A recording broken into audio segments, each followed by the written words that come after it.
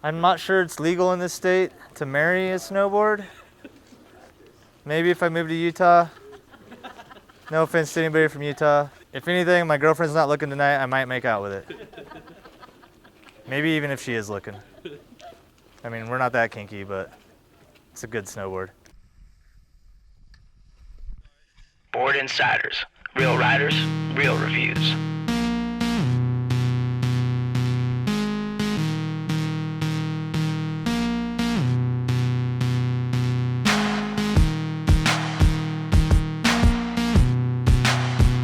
I just got done taking a few shredder runs on the Never Summer Funslinger. It's a 153 centimeter board. The camber profile on it is super extreme, more extreme than the rest of the Never Summers. They still went with their classic rocker camber profile, which is reverse camber in between the feet, so like a smiley face, and then regular camber underneath the insert, so like you're frowning. But what they did is exaggerate those camber zones this year. So you set this board flat on the ground and it literally teeter-totters to one side or the other by a couple inches. It's got that much dramatized camber zones. You can just chill back and let the board do its thing. It's edge specific, so this is going to be the heel side right here, and this is the toe side.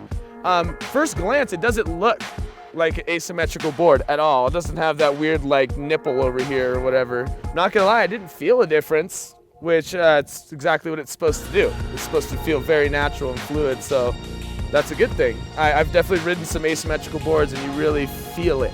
We've rode this same resort for 3 years in a row, and this board, out of any that I've ever tested, rides flat more comfortably than anything I've ever experienced. I don't know what it is, but you can ride flat base on nothing steep and you get no squirrely, you don't get any weird edge drag. You can just go straight forever and be lazy.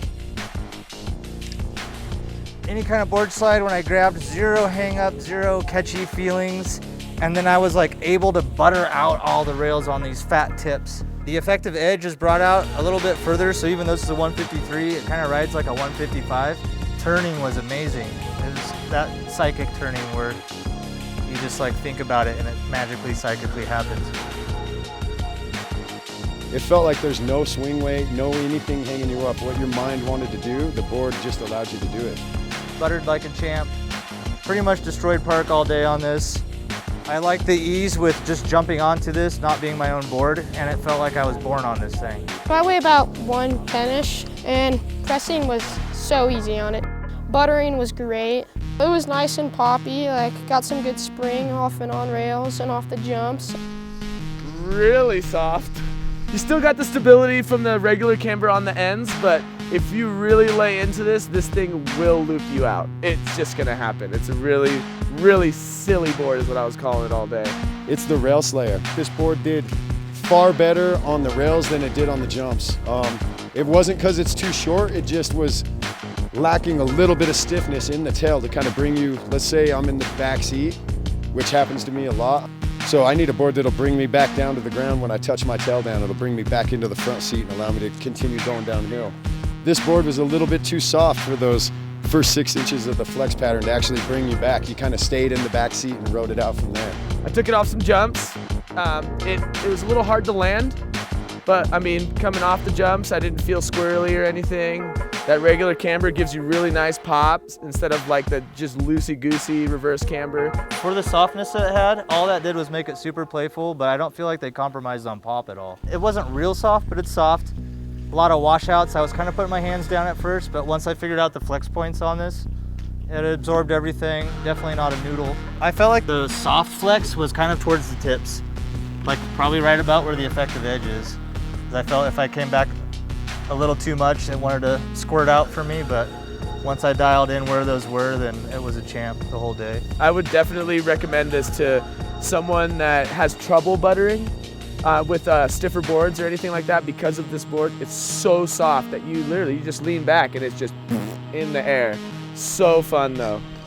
I prefer it more for jibs. Locked in great for 50-50s and board slides and even presses and everything. This board is for anybody that wants to have a super blast on all park features. And you know, I think anybody could jump on this and start riding it and having a good time. It's pretty jibby, but I don't feel like it slacked on the jumps at all. Really light spin weight. Spin it to win it. I was doing like 37,000s and stuff on it. Take this on the streets anywhere you want. You can press this to the ends of the earth. It is crazy. And because of that regular camber though, it really does lock you in as long as you don't throw all your weight into it. I gave this board a 97 because it was great all around. I'd buy it for sure, like no matter what. I gave this board an 89. So for me, I really liked it on rails. It was a little too soft. If you really lay into things, you will slip out. Also landing was a little difficult sometimes on this board. But I mean, if you're looking for a nice little silly board. So I gave this board a shred cred of a 95, an exceptional board.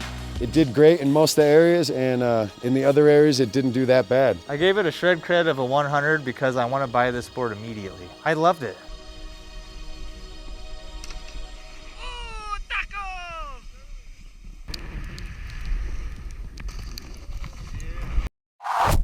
For the latest snowboard reviews, check out boardinsiders.com.